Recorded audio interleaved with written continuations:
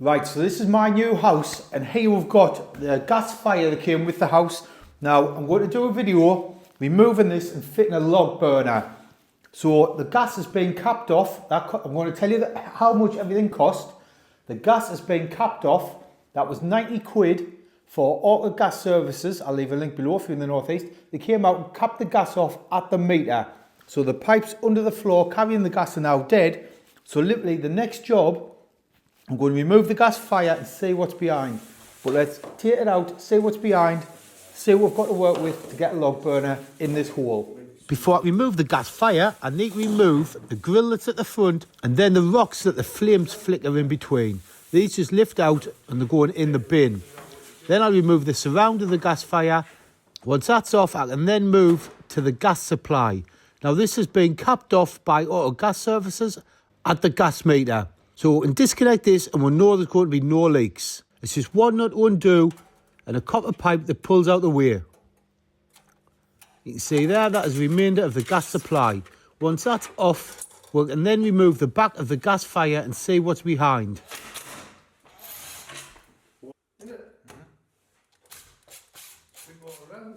You see there, the hole in the wall. All these bricks aren't original. These have been added when the gas fire was fitted to the house. The house, I think, will have originally came with a coal fireplace. Right, so we've got breeze blocks here. We've got new bricks here. That's the original. Oh, it just fell out. It's handy. That's the original chimney breast. And it looks like it goes back there somewhere.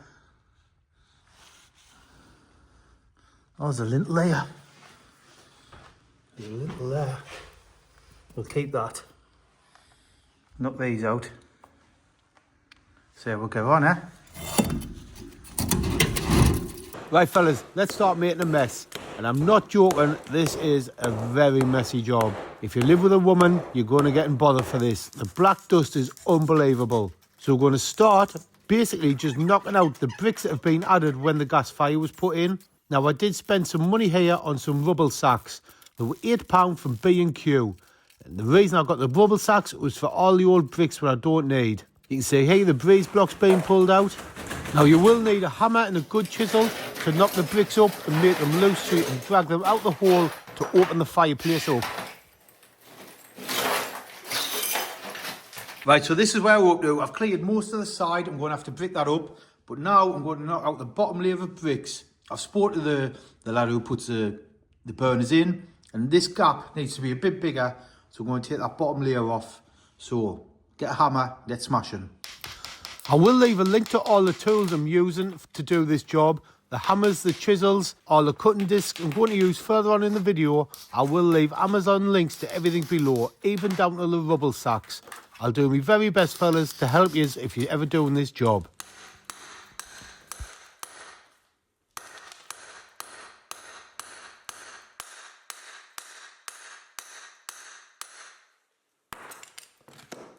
Right, now we've got the bottom of it all knocked out. I'm going to cut what's left of the gas pipe. All this pipe's been disconnected at the mains, the gas in. So we can literally chop all this gas pipe, and as long as it's behind all the enclosed space, will be fine. It's fine anyway, there's no gas in it. So I've got a hacksaw and we're just going to chop through the pipe. So this pipe we're cutting, fellas, is the gas supply that supplied the original gas fire that we've took out.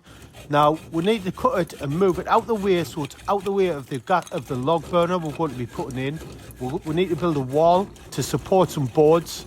You'll see it later on the video, but I want the original gas supply behind that wall. So that's why we're chopping this pipe. There is the end of the old gas pipe. That is the end that connected to the fire. So obviously this will go in the bin. So with the gas supply cutting out the way, the next job is we're going to tidy up and make use of them rubble bags I bought. I'm going to put all the rubble, all the bricks, everything in the black sacks and put them outside. It's a lot easier and a lot neater to work, fellas, when you've got a bit more space to move about and you can see exactly what you're working with.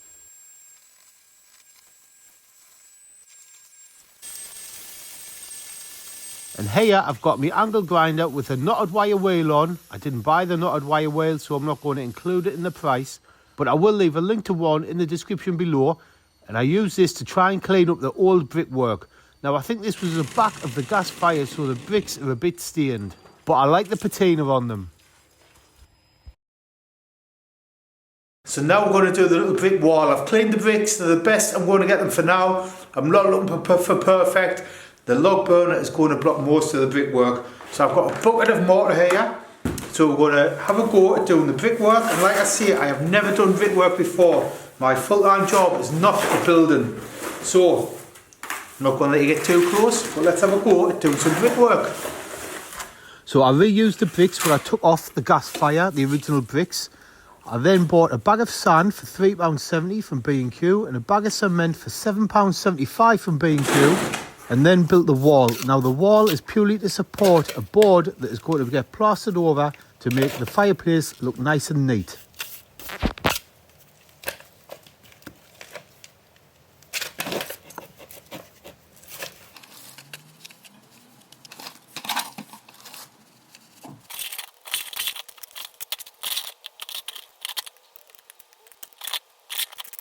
Right, so we've got the wall built.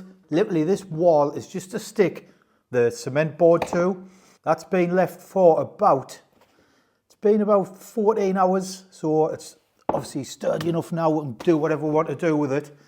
But while that cues a bit more, we're going to turn to the hearth. Now these stones I paid £24 from a local building merchant. This is Indian sandstone. As you can see, it's grey. So we're having two bits, one bit this side, one bit that side, with a joint hopefully bang in the middle. We need to cut a section out here. We're going about 12 inches in, 8 to 12 inches in, I've measured it, and we're going half a metre down. So we need to cut out this square. And to mark it, I'm not going to draw on the stone, I'm going to put some masking tape on the stone. Then we can draw on the masking tape and it's not leaving any marks on the stone. Like that. Like this cut doesn't have to be perfect because the skirting board is going to go over it. It's going to get boarded at the back. And behind the burner, you're never really going to see this because the burner will be in the way. But we will get it as close as we can to the back wall.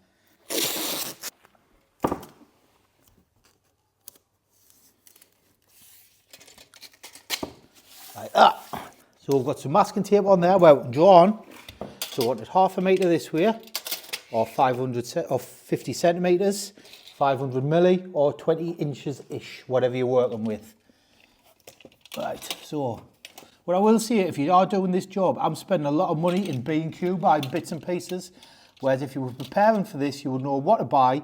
You would buy it on eBay or from somewhere a bit cheaper than B&Q, because B&Q is quite expensive for stuff. So we've got a line on there, so we'll draw a line on the tape.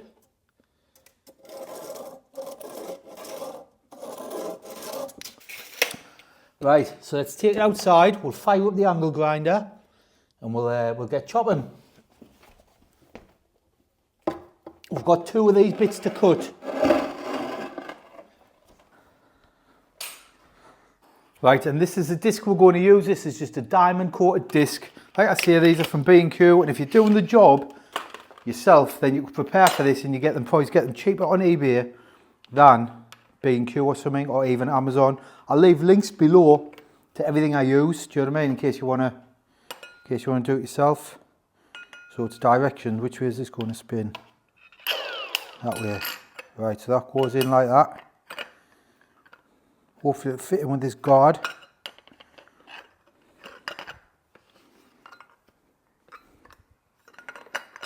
I don't fancy using this without the guard on. Oh, I'm going to have to use it without a guard.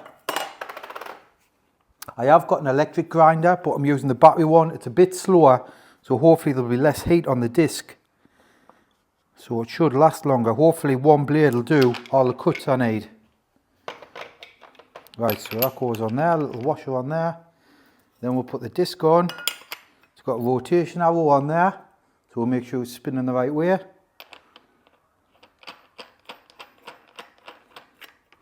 Keep your fingers out the way of these discs. These will have your fingers off in a jiffy. Right, let's go and chop.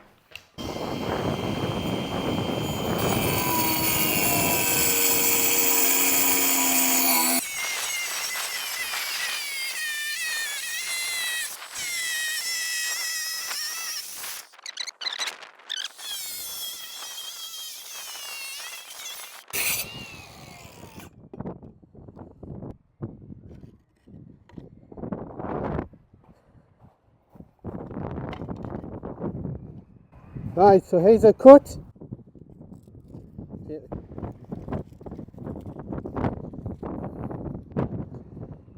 Right, so there's the first big cut and in position, everything looks good. So we'll do that side, then we'll go from there. Right, that's the second big cut, so let's test it. Make sure it fits. Try not to chip it on the other one.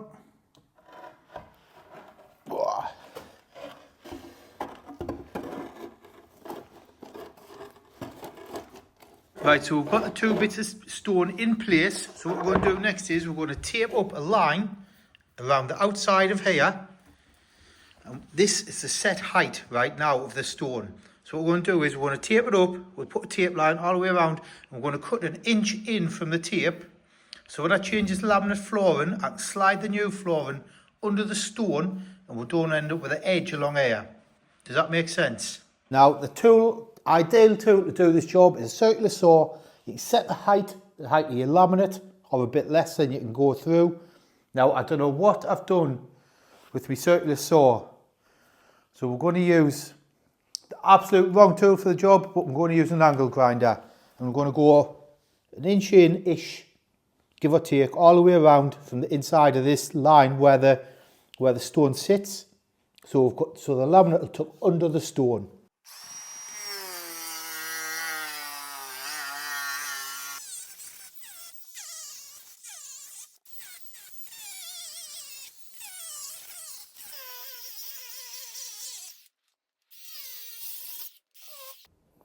And hopefully we can just pry this bit of laminate up. Right.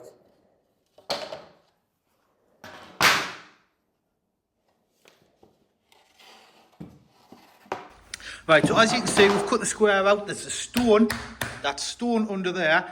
So we're going to mix some concrete and we're going to dot and dab all over. And we're going to get the slab, sit it down, sit it level, sit it where it needs to be in its final place. So all the work I'm doing on the house, it's quite strenuous.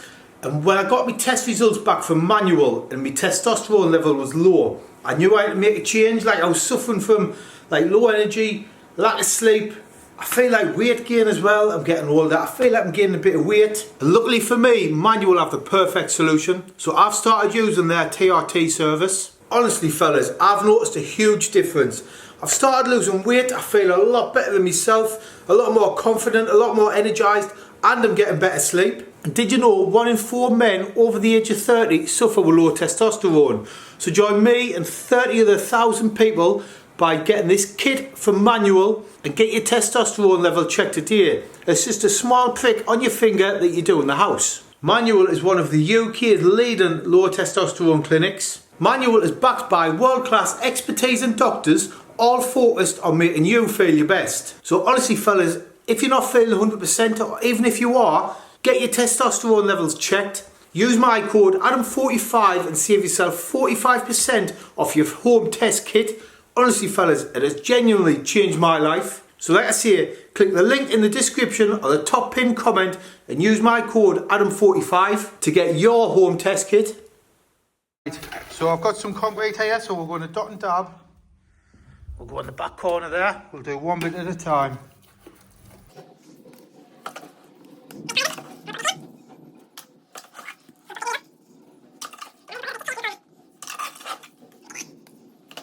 So with the concrete dot and dabbed on the floor, I'm then going to lift the stone on one bit at a time, get that stone level, then move on to the second stone and check they're both level and there's no gaps in between. So when the log burner sits on the stone, it's not going to rock and it's going to sit nice and steady. So when you open and close the door, the log burner shouldn't move at any point in the future.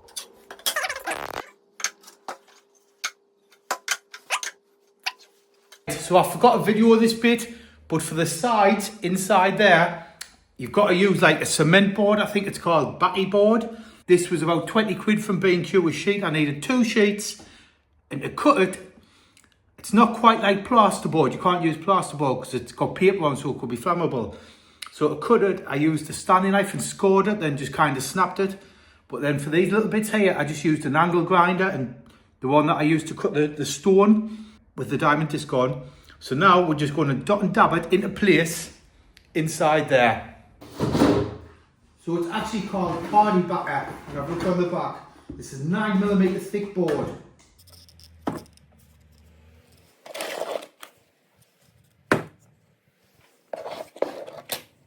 Then we'll push this up into place. So this board is purely there so we can plaster on it. Now you can't use normal plaster due to the heat, it can crack and fall off. So this is a special heat resistant plaster that's getting plastered on. Now luckily my dad has a good next door neighbour who used to be a plasterer, who still is actually, he does a bit on the side. So for some beer tokens, he done this plastering for a good price. So I've had this plastered, I paid, it was about 100 quid to get this bit plastered and a bit upstairs, so we'll save 50 quid for this. I've painted it. This is a log burner I've got. This is a Portaway Arundel. It's 5 kilowatt. It was £600 with this bit of pipe here, what I need, that goes on the top. Then goes onto a top plate up here. Then you've got a bit of stainless steel tube that goes to your chimney. So that goes like that. Right, anyway, let's see it. This is a log burner, 5 kilowatt. So now it's all painted, plastered. I did put some tape on to protect the stone, so I'm going to take that off now and hopefully it's all right underneath. You're not allowed to fit a log burner yourself, you have to get it properly signed off, and the fitting at the minute is 1400 quid because I need it's £1300 to get the flue fitted, and it's an extra £100 because I need a chimney pot on the top. So he charges 100 quid for the chimney pot, which to be honest isn't too bad. I'm not going on the roof for 100 quid.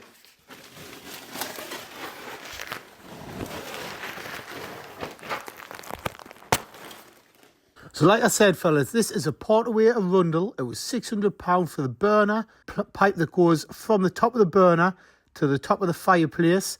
Then there's a plate goes on the top that then collects to your flue that goes all the way to the top of the chimney. Now this is a 5 kilowatt fire. This is more than plenty enough. This is more than enough to heat my room. And also it's a multi-fuel so you can burn logs and coal. Now coal gives off a lot more heat and it lasts for a lot longer than logs, but it is a bit messier. You do need to clean it out more compared to wood. The burner also came with a glove so you can open the door, which to be honest you don't really need. With this burner, if you're quick you can use the handle and it'll not burn your fingers, which is what I do. Then you can say, hey, it's been fitted. So this was 1400 quid for the fitting. Once it's fitted, you've got to leave it 24 hours for all the cements to dry. Then you can light it and use it as normal. So the log burner's in, it's running. Now, a couple of jobs left to do. I'm going to put a bit of oak along the top here. This oak is 8 inches tall by, I think it's 4 inches wide. It was 40 quid for the full length. So what we're going to do is, we're going to take it out. It's too long at the minute. So I'll keep it, when it dries out, I can burn the offcuts. But we're going to take it outside. Cut it to length. We've got 3 options for cutting it to length. We've got a handsaw, which I don't want to do. It's a lot of work, especially a big bit of oak like this. We've got a chainsaw, which I'd rather not use, or we've got a circular saw. So I think we're going to go for the circular saw, do it in 2 cuts, one each side. So let's drag it out. Well, we'll measure what length we need it, then we'll drag it out, chop it, and I'll show you how I prep it before it goes on the wall. So like I said, I'm going to use my circular saw. Now the circular saw won't go all the way through in 1 cut, so we're going to have to do it in 2, and it does leave a little step. So that's easily removed with a sander. This is also a bit of rough sawn oak. So with my sander, I'm just going around the edges, just so there's no splinters and it looks nice and neat. And you can see the wood's got cracks in. I like the cracks, it looks distressed, and they will get bigger over time, especially when it's above a log burner. It dries out quick and it does crack, and I think it looks cool. Once it was cut to length and sanded down, I then washed it to remove all the sawdust from it before we take it inside to give it its final finish. Right, so that is the beam. It's all been washed down. I sanded it, I've washed all the dust off. And this is what we're going to coat it with once it's all washed. I've left it dry, so this is what we're going to coat it with. This is tung oil. I looked at a lot of products and I went for this in the end. I do not want like a varnished look on the wood. So this is what we're going to go for, tung oil. And to apply the tung oil, we've got a lint-free cloth, and literally you just kind of pour it on and go from there. But you can see the finish I like all the cracks. And this stuff, it says, wait there, where is it? So the benefits of tung oil, this is why I went for it. This is why I went for it. Highly resistant to water, alcohol and food acids. Allows the wood to age gracefully and develop a natural patina. That is exactly what I want. So let's give it its first coat. So let's start by pouring a little bit on the wood, then we'll just spread it out. This is a clear. I assume you can get like a darker one, but we've just gone for the clear stuff.